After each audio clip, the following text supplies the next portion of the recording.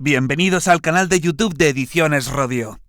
Aquí encontrarás vídeos especializados en cada tema. Si te gusta nuestro contenido, no olvides suscribirte, darle a me gusta y comentar tu experiencia. Gracias por elegirnos en tu camino hacia el éxito. Recuerda que nuestros temarios también están disponibles en formato digital y papel. Para cualquier duda puedes escribirnos a info@edicionesrodio.com. Administrativos de corporaciones locales. Volumen 2. Tema 32. Ordenanzas y reglamentos de las entidades locales. Clases. Procedimiento de elaboración y aprobación. 1. Ordenanzas y reglamentos de las entidades locales. 1,1. Conceptos. Pueden definirse las ordenanzas y reglamentos locales, diciendo que son normas generales y obligatorias establecidas por las entidades locales, en el marco de su competencia y en relación con los intereses públicos que les están encomendados. La potestad reglamentaria de las entidades locales es la más importante de las prerrogativas de las corporaciones locales, mediante la cual participan de la formación del ordenamiento jurídico administrativo que les es de aplicación. Así, de esa manera las entidades locales no son meros sujetos pasivos del derecho administrativo. El autogobierno de las entidades locales supone la capacidad de dictar actos administrativos y resoluciones de carácter individual con idéntica eficacia y valor formal que los actos administrativos de la administración estatal o autonómica. En cambio, la autonomía de las entidades locales supone la capacidad de dictar normas reglamentarias, ordenanzas y reglamentos. Esta capacidad reglamentaria estará sometida al principio de jerarquía que se deduce del Estado de Derecho y del principio de legalidad. La potestad normativa de las entidades locales es una manifestación de la autonomía local, entendida como la facultad para dictar, dentro del ámbito de sus competencias, normas jurídicas reconocidas o incorporadas como propias por el ordenamiento jurídico. En consecuencia, la mayor parte de la doctrina considera que las entidades locales están dotadas de una auténtica potestad reglamentaria, como facultad para dictar auténticas normas jurídicas, que innovan o modifican el ordenamiento jurídico y tienen la misma naturaleza jurídica que los reglamentos estatales o autonómicos, y son verdaderas fuentes del derecho. Desde este punto de vista podemos definir los reglamentos locales como norma jurídica escrita, general y obligatoria, emanada de la administración local y con rango inferior a la ley formal. Si analizamos esta definición, aparecen sus notas características. A es una norma jurídica, es decir, forma parte del ordenamiento jurídico y como tal es fuente del derecho. Este carácter excluye todas las declaraciones o actuaciones administrativas que no tienen rango normativo, es decir, los actos administrativos. Es una norma escrita, lo que incluye su publicación para general conocimiento, como exige el principio constitucional de publicidad de las normas, y como es norma es para todos general y de obligado cumplimiento. B. Emana de la administración local en el ámbito de sus competencias. C. Tiene rango inferior a la ley formal, no pudiendo en consecuencia un reglamento contradecir a una ley, por el principio de jerarquía normativa, ni invadir las materias reservadas a la ley por el principio de reserva de ley. Una última definición de ordenanzas locales es la que las considera disposiciones de carácter general, aprobadas por las entidades locales, que se someterán al resto del ordenamiento jurídico y serán de aplicación directa, de acuerdo con los principios de competencia y jerarquía. 1,2. Distinción entre ordenanzas y reglamentos. En una primera aproximación, tanto desde el punto de vista jurídico como del práctico, las ordenanzas y reglamentos no pueden ser diferenciados con exactitud, pues en ambos casos, se trata de normas dictadas por las entidades locales para la mejor consecución de los fines que tienen que cumplir. Por ello, unos autores emplean la palabra ordenanzas en el mismo sentido que otros utilizan el vocablo reglamento.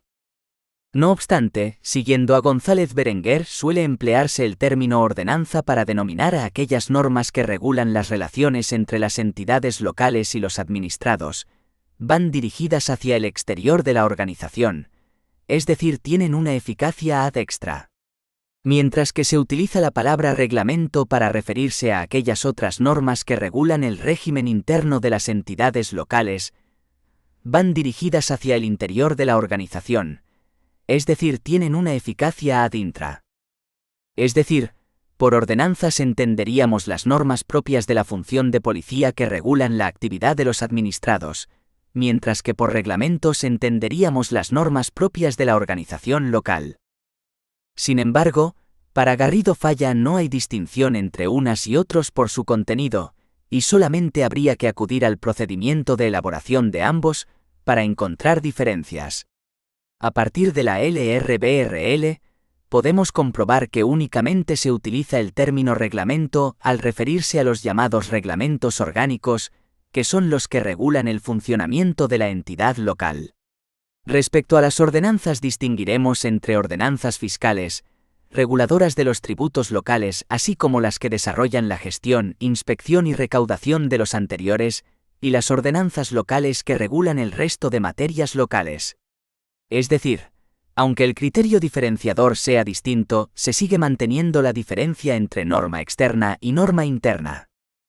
La potestad reglamentaria de las corporaciones locales, prevista en el artículo 4,1a, LBRL, puede manifestarse a través de los estatutos, reglamentos, ordenanzas y bandos, por supuesto dentro de la esfera de su competencia y sin que puedan contener preceptos opuestos a las leyes. El texto refundido del régimen local 781/86 regula esta potestad reglamentaria y en su artículo 55 dice así: en la esfera de su competencia las entidades locales podrán aprobar ordenanzas y reglamentos, y los alcaldes dictar bandos. En ningún caso contendrán preceptos opuestos a las leyes. Por su parte, el artículo 56 establece que la aprobación de las ordenanzas locales se ajustará al procedimiento establecido en el artículo 49 de la Ley 7/85 que veremos más adelante. Para la modificación de las ordenanzas y reglamentos, deberán observarse los mismos trámites que para su aprobación. Por último, el artículo 57 del mismo texto refundido establece que serán de aplicación a las infracciones de las ordenanzas, reglamentos y bandos, los plazos de prescripción que establece el Código Penal para las faltas. 1,3. Evolución histórica. Originariamente, el contenido de lo que hoy comprenden las ordenanzas y reglamentos locales venía englobados en los fueros. En la Edad Media, tales fueros se concedían como un privilegio real o nacían de un pacto entre el rey y las ciudades. En Castilla-La Mancha tuvieron una gran importancia el fuero de Cuenca y la Carta Puebla de Ciudad Real, que el rey y fundador, Alfonso X el Sabio, otorgó a esta última en 1255. Más tarde fueron tomando entidad propia, y se dispuso que todas las ciudades, villas y lugares fueran gobernadas según las ordenanzas de costumbre. Ya en la Constitución de 1812 se establece como función de los ayuntamientos promulgar ordenanzas municipales del pueblo y presentarlas a las Cortes para su aprobación, a través de la Diputación Provincial, que las acompañaba con su informe. 1,4. Ámbito de aplicación de los reglamentos y ordenanzas. Ámbito funcional. Las corporaciones locales tienen la capacidad para intervenir en todos aquellos asuntos que impliquen una satisfacción de las necesidades locales. Siempre dentro del margen que le deje la legislación estatal y autonómica, los entes locales tienen ese ámbito competencial bastante indeterminado. Ámbito territorial. La potestad reglamentaria local solo tendrá eficacia en el término municipal o en territorio provincial en su caso, si estuviese dictado por la Diputación Provincial. Ámbito legal. Subordinación a la ley y los reglamentos jerárquicamente superiores. Jerarquía normativa y reserva de ley. 1,5. Modificación de ordenanzas. El artículo 56,2 del texto refundido 781/86 de régimen local, dispone: para la modificación de las ordenanzas y reglamentos, deberán observarse los mismos trámites que para su aprobación. 2. Clases. Podemos distinguir las siguientes clases de normas generales en el ámbito local. A por el sujeto de donde proceden. De la Corporación, ordenanzas y reglamentos. Del presidente alcalde, bandos. B. Por la materia que regulan. Ordenanzas de policía y buen gobierno. Reglamentos organizativos de funcionarios, régimen interno o de servicios. Bandos para caso de necesidad o urgencia. C. Por el procedimiento para su elaboración y aprobación. Ordenanzas y reglamentos generales no específicos. Ordenanzas de policía y buen gobierno, y todos los reglamentos organizativos cuya tramitación es común. Ordenanzas y reglamentos específicos, con procedimientos peculiares de aprobación para cada uno, y entre los que se pueden enumerar. Ordenanzas fiscales. Ordenanzas para el uso del suelo y edificación. Ordenanzas para aprovechamientos comunales. Bandos y ordenanzas de necesidad y urgencia. 3. Procedimiento de elaboración y aprobación. Viene regulado como hemos dicho anteriormente en el artículo 49 de la Ley 7/85, que forma parte de su título V, Disposiciones comunes a las entidades locales, capítulo 1, Régimen de funcionamiento, que establece que la aprobación de las ordenanzas locales se ajustará al siguiente procedimiento general. A aprobación inicial por el Pleno. B. Información pública y audiencia a los interesados por el plazo mínimo de 30 días para la presentación de reclamaciones y sugerencias. C. Resolución de todas las reclamaciones y sugerencias presentadas dentro del plazo y aprobación definitiva por el Pleno. En el caso de que no se hubiera presentado ninguna reclamación o sugerencia, se entenderá definitivamente adoptado el acuerdo hasta entonces provisional. No obstante, este procedimiento genérico del artículo 49 LBRL, es posible distinguir un procedimiento de elaboración de ordenanzas generales o no específicas y, en segundo lugar, analizar las especialidades que concurren en la elaboración de disposiciones específicas, generalmente por la materia que tratan. 3,1. Procedimiento de elaboración para disposiciones generales o no específicas. Primero. Aprobación inicial. El procedimiento se inicia de oficio por la corporación o por su presidente, mediante propuesta en la que se justifican o motivan su necesidad y o conveniencia. Se solicitará informe al jefe de la dependencia competente según la materia de que se trate. Antes de la aprobación inicial de la corporación, los proyectos de reglamentos u ordenanzas habrán de ser objeto de informe legal preceptivo que corresponde al secretario de la corporación, obligatorio en los que se aprueben por mayoría absoluta y potestativo en el resto, así como a la comisión informativa correspondiente si existiera, para que emita el correspondiente dictamen. A partir de ahí, una vez dictaminado por la comisión informativa, el siguiente paso consiste en la aprobación inicial por el Pleno, al que le corresponde en todo caso la aprobación de las ordenanzas. A pesar de esta aparente homogeneización, el quórum exigido por la ley es diferente según se trate de una u otra clase de ordenanzas. Así, los reglamentos orgánicos y las ordenanzas urbanísticas exigen mayoría absoluta. Artículo 47 LRBRL. Las demás requerirán mayoría simple, incluidas las ordenanzas fiscales, desde la reforma operada por la Ley 57/2003, de medidas de modernización del gobierno local. La ley contempla además una especialidad referida a los municipios de gran población, en los que la aprobación del proyecto de ordenanza o reglamento corresponde a la Junta de Gobierno local, aunque su aprobación inicial también corresponda al Pleno. Segundo. Información pública y audiencia a los interesados.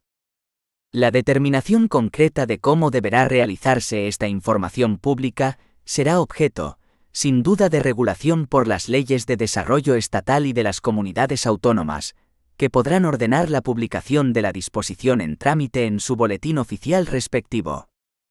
Con carácter general, el citado artículo 49 BLRBRL establece que el plazo para la presentación de reclamaciones, alegaciones y sugerencias será como mínimo de 30 días hábiles, que se contarán desde el siguiente a la publicación del anuncio en el BOP y en el tablón de anuncios de la corporación. Tercero. Aprobación definitiva. Por último y después de proceder al estudio y resolución de todas las reclamaciones y sugerencias presentadas dentro del plazo, el Pleno aprobará definitivamente la ordenanza que solo precisará ya de su publicación y del transcurso del plazo señalado en el artículo 65,2 LBRL, 15 días desde la recepción por parte del Estado o comunidades autónoma, para la impugnación por el Estado o las comunidades autónomas, que veremos a continuación, para ser plenamente eficaz. Cuarto. Remisión y entrada en vigor de las ordenanzas. Según el artículo 56 LRBRL, las entidades locales deben remitir a la Administración del Estado y de las comunidades autónomas, dentro de los 6 días siguientes a su aprobación, los acuerdos adoptados, art. 196,3 del Road 2568/86, y no entrarán en vigor hasta que se haya publicado íntegramente su texto y haya transcurrido el plazo de 15 días desde que se le notificara a la Administración del Estado o de la comunidad autónoma. Dicho plazo cuenta desde el día que dichas administraciones lo hayan recibido, no desde su envío. 3,2.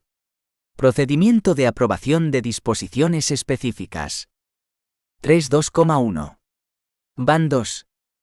Siempre ha sido una función normal y típica del alcalde dictar bandos, los cuales siguen un procedimiento de elaboración y aprobación menos complicado que las ordenanzas y reglamentos.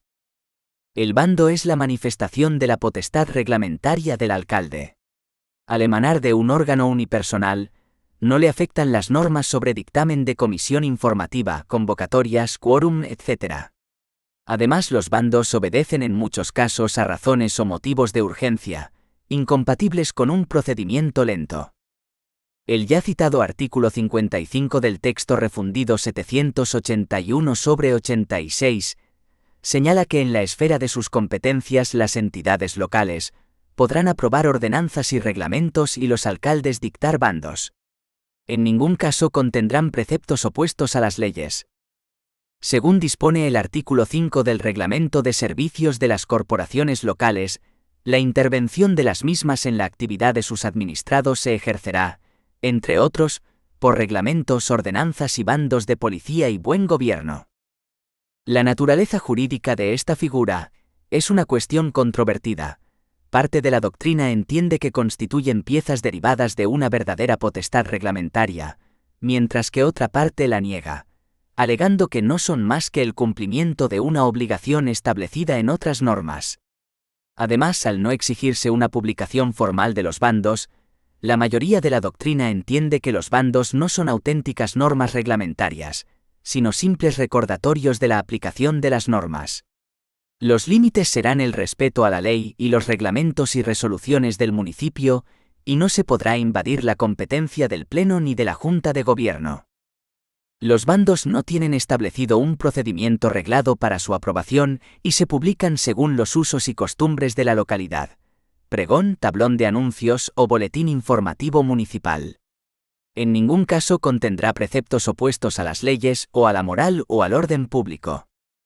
Los bandos de los alcaldes pueden ser autónomos, dictados dentro de las competencias propias del alcalde o de ejecución de acuerdos corporativos. Los bandos se clasifican en periódicos, se dictan en determinadas fechas preestablecidas tales como empadronamientos, etc.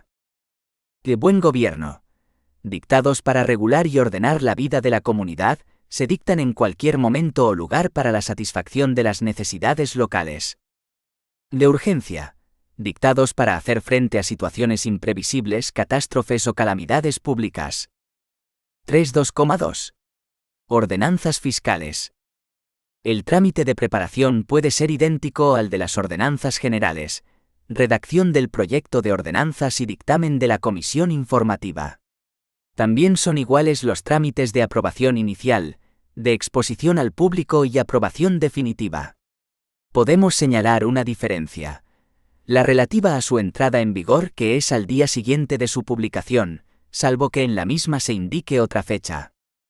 La imposición y ordenación de tributos locales se plasma habitualmente en una o varias ordenanzas de tipo o naturaleza fiscal, es decir, Deben contener los datos esenciales para la determinación de las respectivas cuotas tributarias, y por ello su tramitación y elaboración se atendrá a lo establecido en los artículos 15 al 19 del texto refundido de la Ley Reguladora de las Haciendas Locales, aprobado por Real Decreto Legislativo 2/2004, de 5 de marzo, sección segunda Imposición y ordenación de tributos locales, que establecen a distinción entre tributos obligatorios y tributos voluntarios, art.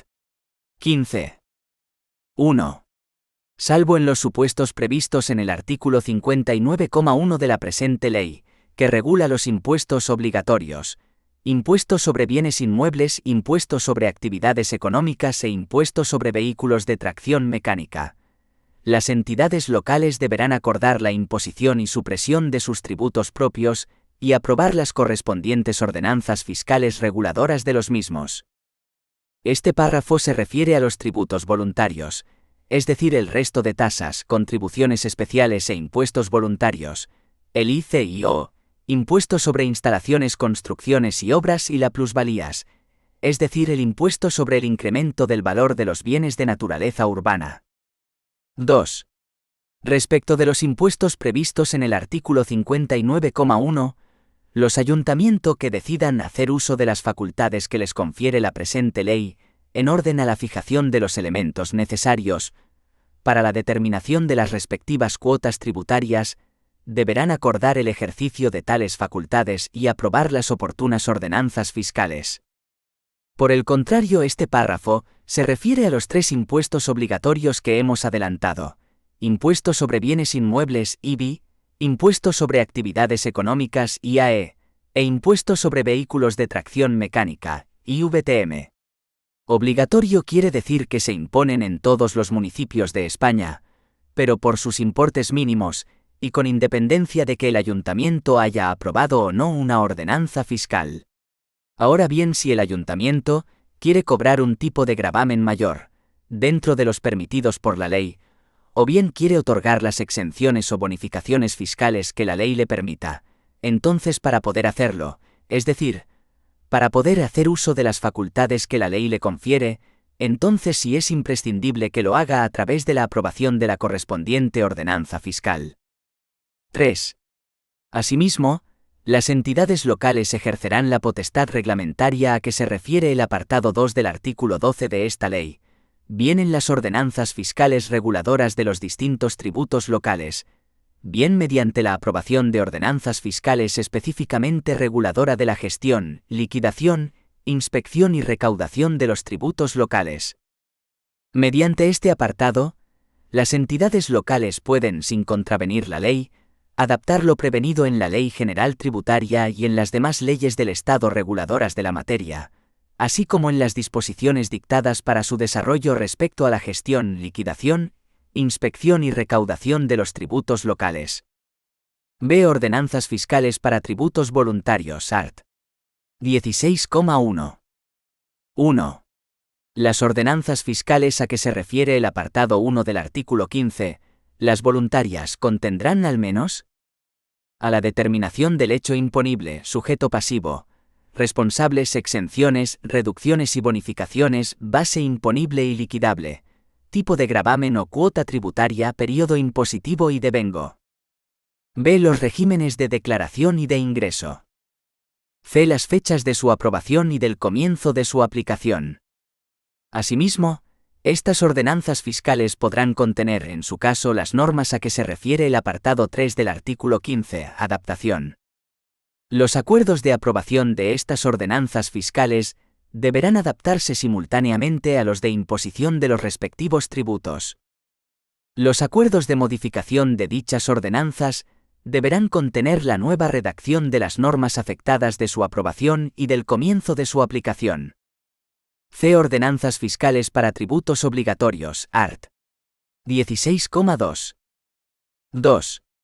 Las ordenanzas fiscales a que se refiere el apartado 2 del artículo 15, los tres impuestos obligatorios, contendrán, además de los elementos necesarios para la determinación de las cuotas tributarias de los respectivos impuestos, la fecha de su aprobación y el comienzo de su aplicación. Asimismo, Estas ordenanzas fiscales podrán contener, en su caso, las normas a que se refiere el apartado 3 del artículo 15, adaptación.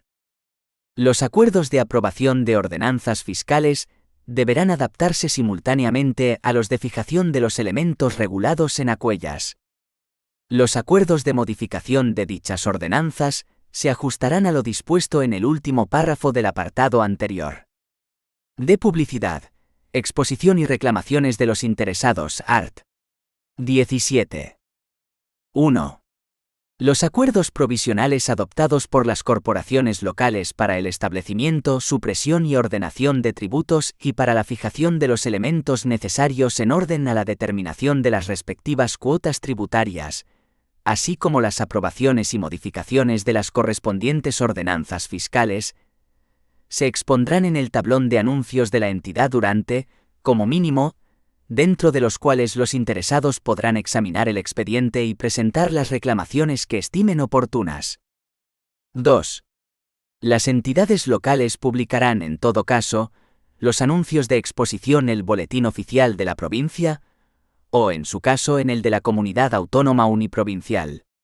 Las diputaciones provinciales, los órganos de gobierno de las entidades supramunicipales y los ayuntamientos de población superior a 10.000 habitantes deberán publicarlos, además, en un diario de los de mayor difusión de la provincia o de la Comunidad Autónoma Uniprovincial.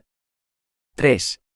Finalizado el período de exposición pública, las corporaciones locales adoptarán los acuerdos definitivos que procedan, resolviendo las reclamaciones que se hubieran presentado y aprobando la redacción definitiva de la ordenanza, su derogación o las modificaciones a que se refiera el acuerdo provisional, sin necesidad de acuerdo plenario. 4. En todo caso, los acuerdos definitivos a que se refiere el apartado anterior, incluyendo los provinciales elevados automáticamente a tal categoría, y el texto íntegro de las ordenanzas o de sus modificaciones, habrán de ser publicados en el Boletín Oficial de la provincia o, en su caso, de la Comunidad Autónoma Uniprovincial, sin que entren en vigor hasta que se haya llevado a cabo dicha publicación. 5.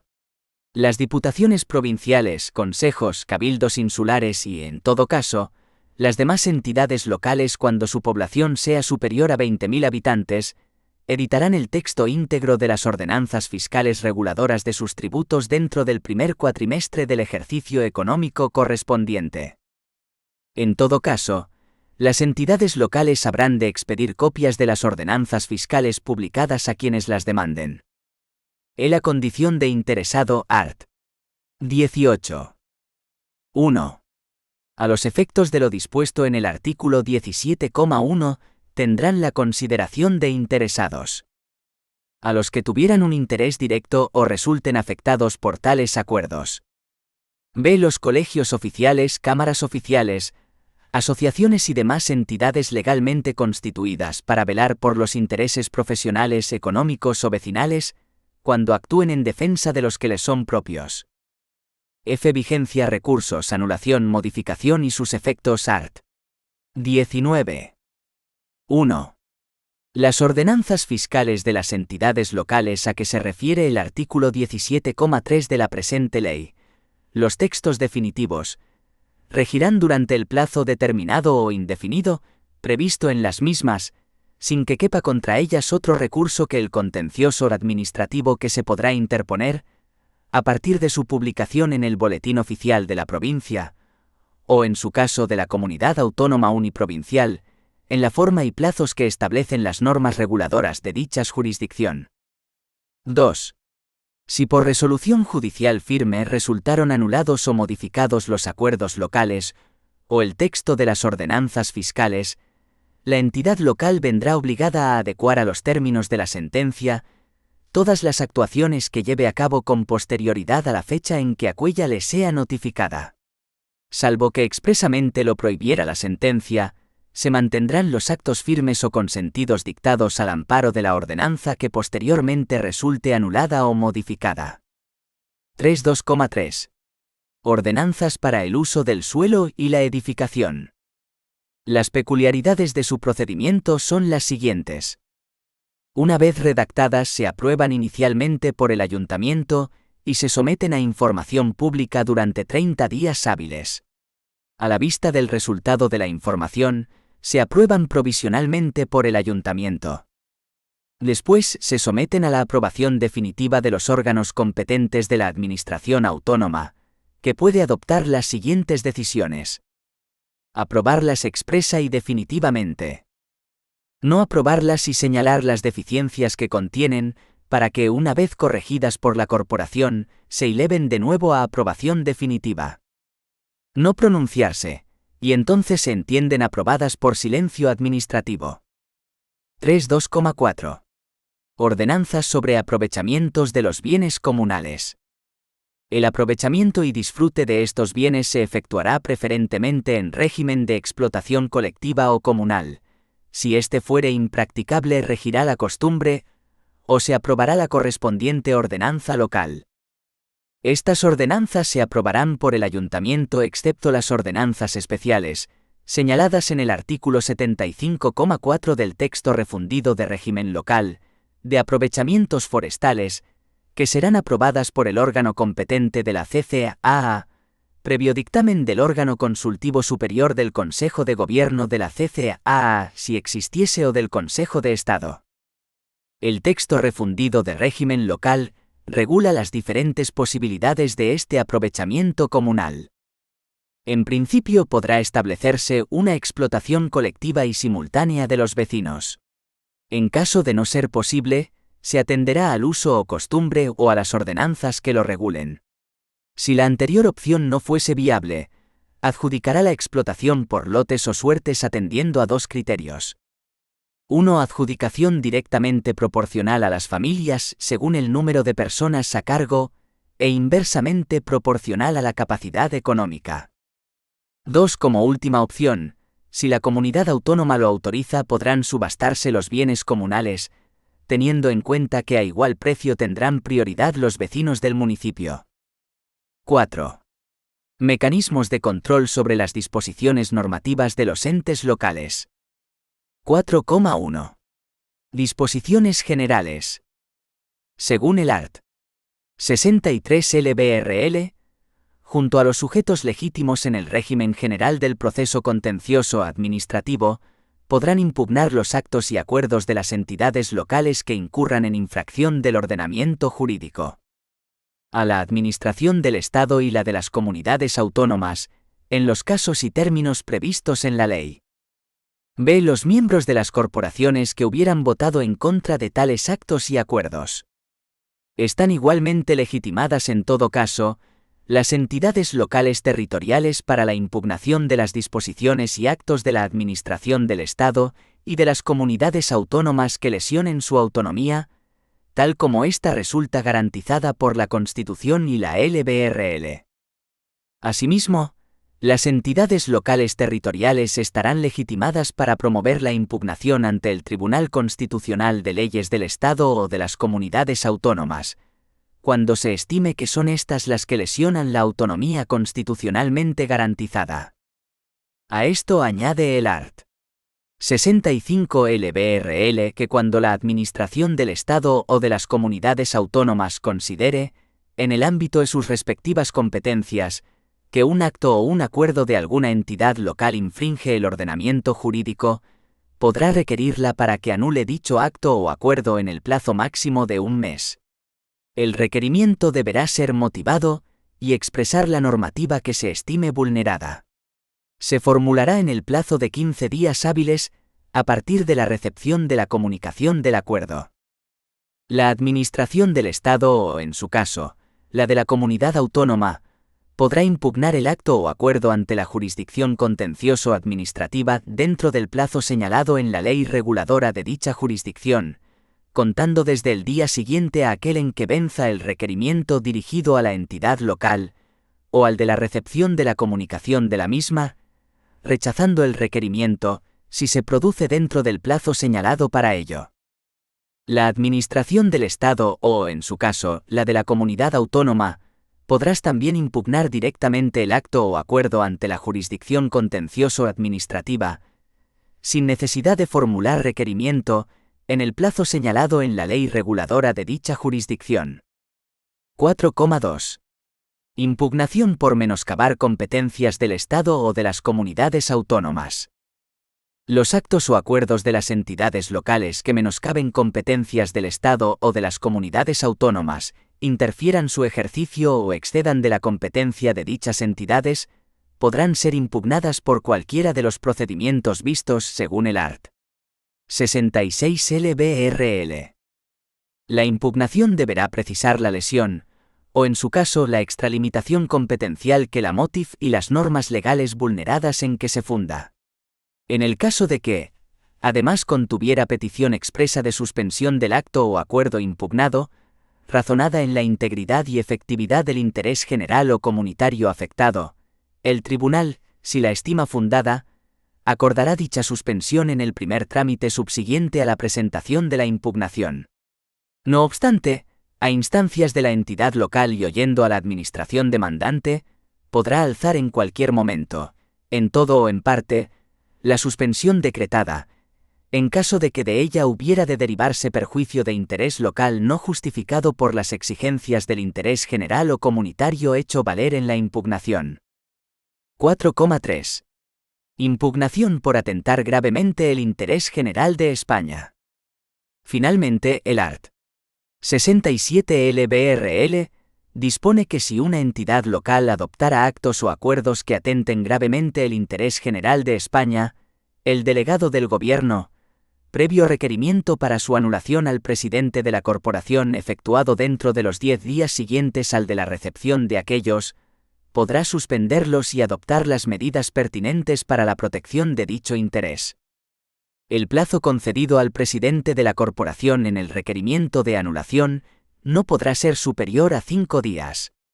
El del ejercicio de la facultad de suspensión será de 10 días, contados a partir del siguiente al de la finalización del plazo del requerimiento o al de la respuesta del presidente de la corporación, si fuese anterior. Acordada la suspensión de un acto o acuerdo, el delegado del Gobierno deberá impugnarlo en el plazo de 10 días desde la suspensión ante la jurisdicción contencioso-administrativa.